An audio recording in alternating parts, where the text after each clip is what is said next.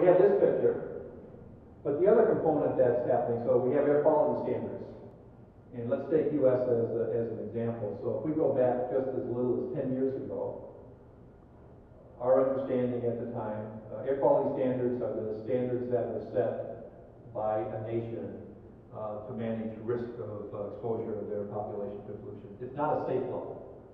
It's a level upon which society has decided is acceptable. There's still going to be people at risk, be them already old people that are already sick or young people, but for the general focus population, these are perceived as safe levels at the time. So we started more than 10 years ago with a 1-hour average of 120. We then recognized with growing information on the health implications of air pollution that it's not only the acute exposure, but also a longer-term exposure. And so they went to an 8-hour standard. And the 8-hour standard moved down to 75 parts per billion. And now, right now, there's public discussion, and it's going to go somewhere between 60 and 70 parts per billion. It's yet to be determined. But so you can see that what society in the U.S. and the same is happening in China, in Europe, the air quality standards as we learn more only become more stringent. And so that means that the acceptable level is getting lower and lower, and you get to a region where the standard is such that you need to begin to bring in regional strategies, and the new standard is, for some regions of the U.S., is going to implicate that we need to be thinking about the global hemisphere. So what's happening elsewhere outside our nation is going to be necessary to have some influence on that if we're going to achieve the level of safety that we're targeting. And again, it's because this hemispheric background is increasing. So this is putting in this recognition that it goes even beyond a regional component is really quite important, and is beginning to challenge the nations to be much more proactive internationally, but even from a pollution perspective. So just to give you an idea from the regional nature of this, how important it is from a local and regional perspective, I'm showing you some work that some of us are involved with, looking at the wintertime air pollution levels of particulate pollution in the Midwest. This is a model simulation, but the observations show this very well, also show this well. So in the wintertime, in the Midwest region that you're seeing here, we often have, in these, you can see this is in January, and this is a simulation, so you can see this regional buildup of fine particles. In this particular case, there's a lot of fine particles there, but ammonium nitrate is a large component, and that's a secondary pollutant that is formed. It requires 3 components. It requires NOx emissions, such as those coming from fossil fuel combustion, power plants, for example, automobiles.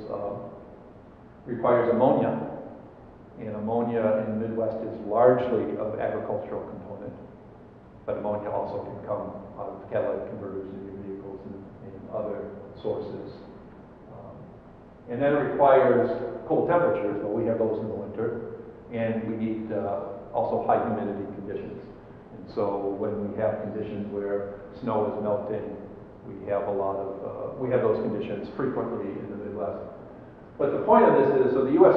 air quality standard right now on a 24-hour average is 35 micrograms per cubic meter. On an annual basis, it's 15. And in the wintertime in the Midwest, we can get levels that are, in some places in the Midwest, we can get values that are already at or very close to a violation just from this regional background. Iowa, the contribution in Iowa, gets us close at the current standard. We've not been in violation based on a regional background, but if you add then local emissions to that, right now Iowa's getting very close to the standard in terms of violation. And it's beginning to create some problems, especially from an economic development standpoint for the northern and eastern parts of the states. A lot of the, because if you're going to bring new industry into those regions, they have to demonstrate that that additional industry is not going to move the county into violation, and so you have to demonstrate that through model-based studies. as it gets closer to that level, the industry, given all things being equal, would rather go to an area where they don't have to have that concern, where they either are going to make a problem or they're going to be in an environment where the next person that comes in is going to make a problem for the region or the county. And so we're doing some research in that area. But again, this is just an example of, even on a regional scale, we have, if we're going to address this, Iowa can't do this by itself. We need a regional policy for dealing with this. And we're doing some research to try to understand which of those elements do we go after, NOx, or do we go after ammonia to bring us into, what's the right strategy for attacking that? And it gets into some difficult choices because going after the power plants or the automobiles, while difficult, is easier than, for example, going after agriculture. So it creates certainly thought for EPAs and regional EPAs to think about what are the options for keeping us below that air quality standard. And of course, in the particle area, the same thing is happening. So right now I mentioned the 24-hour standard is 35, and there's lots of discussion. And one doesn't know when, but one can anticipate over the next 10 years or so that air quality standard is going to get more stringent as we learn more about the negative impacts of health and the cost of that to our society. That standard is only going to go down. And if it goes down even to as little as 32 from 35, by our analysis, Iowa will be in violation, or could very well be in violation of that standard, if nothing else is done. So it's certainly an important consideration for the regional component. So trying to understand the hemispheric component. So I mentioned that was just one example of local to regional. There are many of those examples, and there's growing awareness that we got to deal with it. It's not easy. But I mentioned also that we have this growing hemispheric background, especially in the terms of ozone. And so only recently has that become a topic that has stimulated a large study that I was a part of to try to quantify, or at least to better estimate, what is the contribution from one continent to the other. So this is a study that was done by European Union under this long-range transport convention upon which U.S. and Canada and Europe and many of the European nations belong. And so this was a 7-year study where we tried to look at both from modeling and observations of what we could say about this very long-range transport of fluids.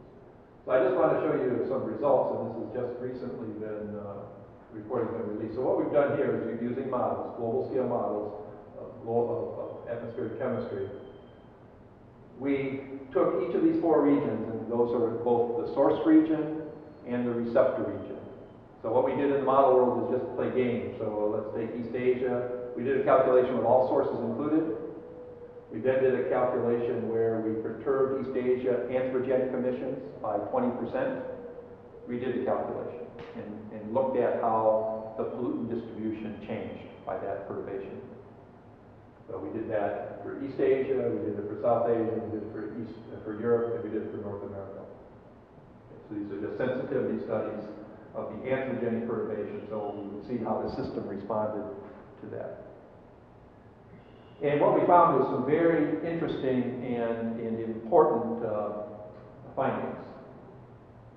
Intuitively, going into this study, one would think, in a sense, that in the northern hemisphere, the predominant flows are west to east. So intuitively, one would think that we would have a larger, let's be U.S.-centric here, that we would be more heavily impacted by a 20% change in East Asia than we would by a 20% change in Europe emissions. And vice versa, and also that European air quality would be more sensitive to a 20% change in North America emissions than a 20% change in East Asia emissions. So again, I'm going to show you a slide for ozone, which is a fairly long-lived gas. And let's just take North America, this slide as an example. So the red indicates that when I change North America emissions by 20%, when I average that change over the entire North America grid, that square that I showed you, I got a unit response. I changed it by 1 parts per billion. So the absolute value isn't that critical here, but just think of 1. Okay, so, and that makes sense. The largest perturbation should be to our own emissions. Change it by 20%, I get a response of an annual average, surface level, regional average of 1 part per billion. Then I perturb Europe by the same amount. And again, Europe is significantly downwind of North America, or we're, okay?